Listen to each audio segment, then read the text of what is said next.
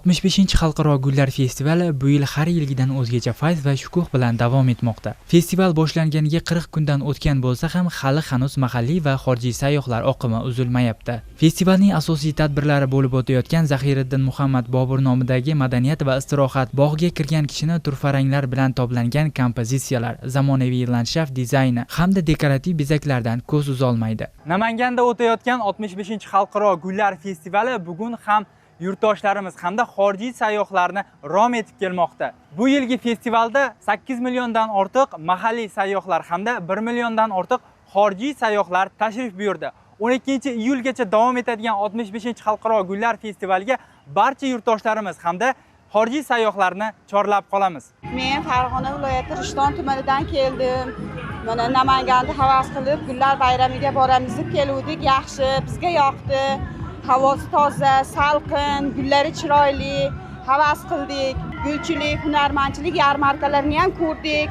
Bularning ishlari bizga rosa yoqdi. Hammaning kayfiyati yaxshi. Tinch yurtimizga shunday bayramlar yarashadi. Viloyatimizda bo'lib o'tayotgan 65-jubiley festivalimiz Ginness rekordlar kitobiga yozildi. Gullar festivalimiz kishiga estetik zavq beradi. Gullar insonni sog'ligi uchun ham foyda.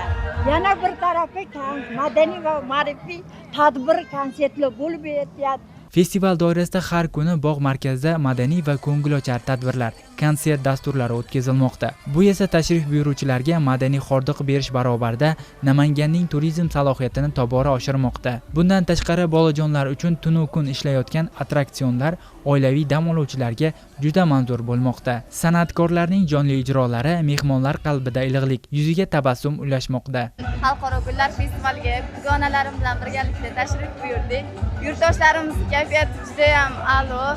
Bu yil juda ham omadli keldi desak ham mubolag'a bo'lmaydi. Xususan, Abu Dabi shahrida o'tkazilgan jahon chempionatida Muay Thai sport turidan birinchi o'rinni qo'lga kiritdim. Boshqa davlatlarni qancha kezmaylik, baribir o'zimizning davlatimizga, Namanganimizga yetadigan davlat yo'q umuman. Barchangizni 12-iyulgacha davom etadigan gullar festivaliga taklif qilaman. Mana biz Qo'qondan kelganmiz. Mana xizmatdoshlarimizdan gul bayramida sayr qilib bog'larda hamma yo'q zo'r. Gullarni shundaqa qo'yib qo'ygan, endi fantaziya, gap yo'q, hammasi. Qayerda gilam, qayerda yurib, hatto bayroqday qilib terib qo'ygan, gap yo'q. Umuman olganda 65-xalqaro gullar festivali nafaqat go'zallik va nafosat bayrami, balki hunarmandchilik, tadbirkorlik va milliy qadriyatlarni targ'ib etuvchi yirik madaniy tadbir sifatida ham muhim ahamiyat kasb etmoqda. Ushbu festival yakunlanishiga ham sanoqli kunlar qoldi. Shunday ekan fursatni boy bermang. Namanganga keling va go'zallik va nafosat ayyomining shukuhli lahzalaridan bahramand bo'ling deymiz.